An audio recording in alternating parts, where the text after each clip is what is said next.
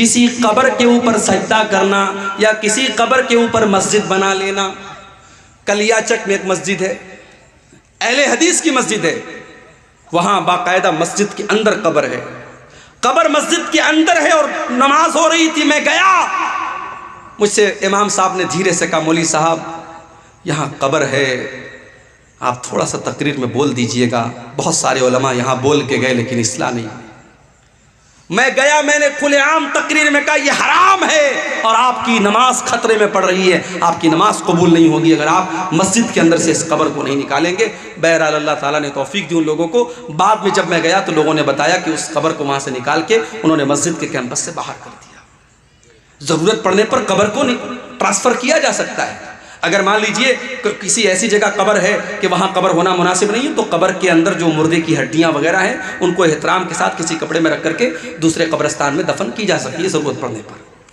تو قبرستان کے اوپر مسجد نہیں بن سکتی اور مسجد میں قبر نہیں بن سکتی. اللہ کے نبی نے لعنت کی ہے. لعن اللہ الیہود والنصارى اتخذوا قبور انبیائہم مساجد. اللہ کی لعنت و یہود و نصارہ کے اوپر، انہوں نے اپنے نبیوں کی قبروں کو مسجد بنا لیا. وہ اپنے نبیوں کی قبروں پر سجدہ کرنے لگے، انہوں نے اپنے نبیوں کی قبروں کے اوپر سجدہ کرنا شروع کر دیا. اللہ کے نبی نے دعا بھی کی تھی اللہم لا تجعل قبری وثنا یعبد. اے اللہ تو میری قبر کو بت نہ بننے دینا، اے اللہ میری قبر کو تو بت نہ بنا دینا جس کی عبادت کی جائے، جس پر سجدہ کیا جائے، جس کی پوجا پاٹ کی جائے. اے اللہ تو میری قبر پر یہ سب کام نہ ہونے دینا. اور آج اللہ کا شکر ہے دنیا کی بہت ساری طاقتیں لگی ہوئی ہیں. اللہ حفاظت کرے سعودی عرب کی حکومت کی. آج اگر یہ حکومت نہ ہوتی تو شاید جو منظر ہم اجمیر میں دیکھتے ہیں، جو منظر ہم ہندوستان میں بزرگوں کی قبروں پر دیکھتے ہیں، شاید اس سے کہیں زیادہ خطرناک منظر مدینے کا ہوتا اور نبی کی قبر پہ سجدے ہو رہے ہوتے. وہاں 24 گھنٹے پولیس کے لوگ کھڑے ہیں، سیکیورٹی کے لوگ کھڑے ہیں، اور اگر کوئی کسی بھی طریقے کا شرکیہ کام کرنے کی کوشش کرتا ہے سیکیورٹی کے لوگ فوراً اس کو وہاں سے بھگا دیتے ہیں، نکال دیتے ہیں. تو میرے بھائیوں، قبر کے اوپر مسجد بنانا یا قبر کے اوپر سجدہ کرنا یہ بھی اللہ کی لعنت کا حقدار بنانے والا کام ہے. جو اللہ کی لعنت کا حقدار بناتی ہے حلالہ کرنے والا اور کروانے والا. حلالہ سمجھتے ہیں؟ نام سنا ہے حلالہ کا؟ کسی نے 3 طلاق دے دی اپنی بیوی کو، ایک ساتھ 3 طلاق. ہمارے یہاں مسئلہ کیا ہے قرآن و حدیث کی روشنی میں؟ اگر کوئی ایک ساتھ 3 نہیں 300 طلاق دے دے وہ ایک ہی مانی جائے گی. کیوں؟ کیونکہ طلاق ایک مرتبہ میں ایک ہی ہوتی ہے، ایک سے زیادہ نہیں ہوتی ہے. طلاق کا ایک پروسیس ہے. اگر کسی نے اپنی بیوی کو طلاق دیا ہے تو اب 3 مہینے تک وہ دوسری طلاق نہیں دے سکتا. 3 مہینے تک وہ دوسری طلاق دے ہی نہیں سکتا. اگر 3 مہینے کے اندر وہ دوسری طلاق دے گا تو وہ دوسری نہیں مانی جائے گی. ایک طلاق دے گا انسان، اب 3 مہینے کا ٹائم ہے. اگر 3 مہینے کے اندر رجوع کر لیا اچھی بات ہے، رجوع کر لیا بیوی بیوی رہے گی. اگر 3 مہینہ گزر گیا اور رجوع نہیں کیا تو نکاح ختم ہو گیا، نیا نکاح ہوگا، نیا مہر ہوگا. پھر آئندہ کبھی زندگی میں جھگڑا ہوگا اور طلاق دے گا وہ دوسری طلاق ہوگی. یہاں سارا سسٹم گڑبڑ کر دیا، طلاق طلاق طلاق. غصے میں بیوی کو طلاق طلاق بول دیا. اب اپنے مولوی صاحب کے پاس گیا، مولوی صاحب نے کہا حلالہ کرانا پڑے گا، حلالہ کرانا پڑے گا. اور حلالہ کا طریقہ کیا ہے؟ ایک رات کے لیے تمہاری بیوی کسی سے شادی کرے گی، ایک رات تک وہ ساتھ میں رہے گا اور اگلے دن وہ طلاق دے دے گا، پھر عورت عدت گزارے گی، پھر تم اس سے شادی کر لینا. یہ کتنی کھلم کھلا، کتنی بڑی بے غیرتی اور بے حیائی اور زناکاری ہے. اور آج پوری دنیا میں اسلام کی امیج کو خراب کرنے کا کام کیا ہے. کتنی فلمیں بنی ہیں اس کے اوپر، کتنی ویب سیریز بنی ہیں اس کے اوپر. حلالہ اتنا گندا کام ہے میرے بھائیوں. اللہ کے نبی نے فرمایا لعن اللہ المحلل والمحلل لہ.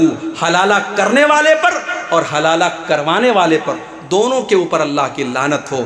اور ایک اور حدیث میں اللہ کے نبی نے فرمایا کہ کیا میں تم کو ایسے انسان کے بارے میں نہ بتاؤں جو کرائے کا سانڈ ہوتا ہے؟ صحابہ نے کہا اللہ کے نبی کرائے کا سانڈ کون ہوتا ہے؟ آپ نے فرمایا جو حلالہ کرواتا ہے. حلالہ کروانے والا اپنی بیوی کو کسی غیر کے بستر پر بھیجنے والا، اور وہ انسان کرائے کا سانڈ ہوتا ہے جو یہ کام کرتا ہے. تو حلالہ کرنے والا بھی اور حلالہ کروانے والا بھی دونوں پر اللہ کی لعنت. اور آخری چیز جو بیان کر کے ہم بات ختم کریں گے میرے بھائیوں، جس انسان کے اوپر اللہ کے نبی نے لعنت کی ہے، میری ماں اور بہنوں آپ سے کہنا چاہتا ہوں، اللہ کے نبی نے فرمایا لعن اللہ زوارات القبور، اللہ کی لعنت ایسی عورتوں کے اوپر جو قبروں کی بہت زیادہ زیارت کرتی ہیں۔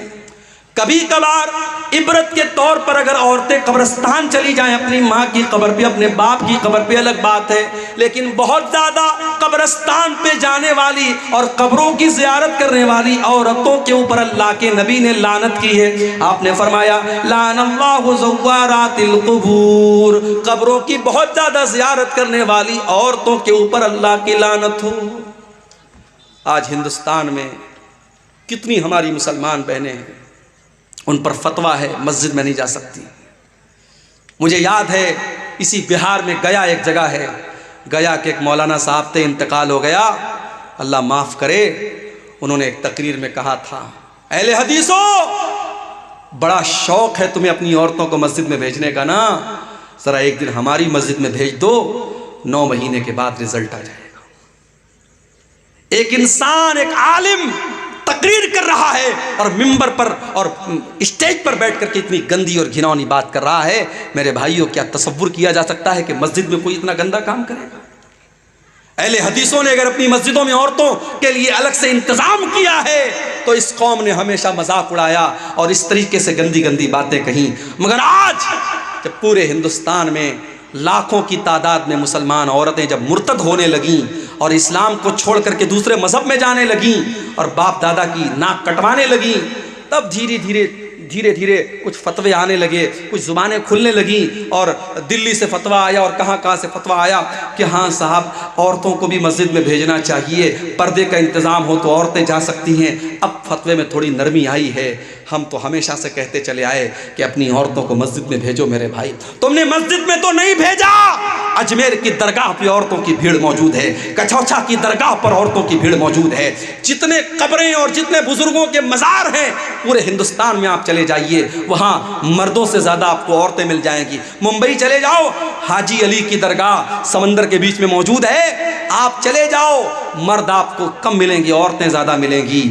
میرے نبی نے لعنت کی ہے ایسی عورتوں پر جو قبرستان بہت زیادہ جاتی ہیں۔ کبھی کبھار عبرت کے طور پہ چلی جائیں الگ بات ہے، مگر ان درگاہوں پر، ان قبروں پر، ان مزاروں پر کوئی عبرت کے لیے نہیں جاتا ہے۔ وہاں عیاشی ہوتی ہے، وہاں شرک ہوتا ہے، وہاں حرام خوری ہوتی ہے۔ میرے بھائیوں ہماری عورتوں کو اس چیز سے بچنا چاہیے اور ہمیں اپنی عورتوں کو اس سے بچانا ہے۔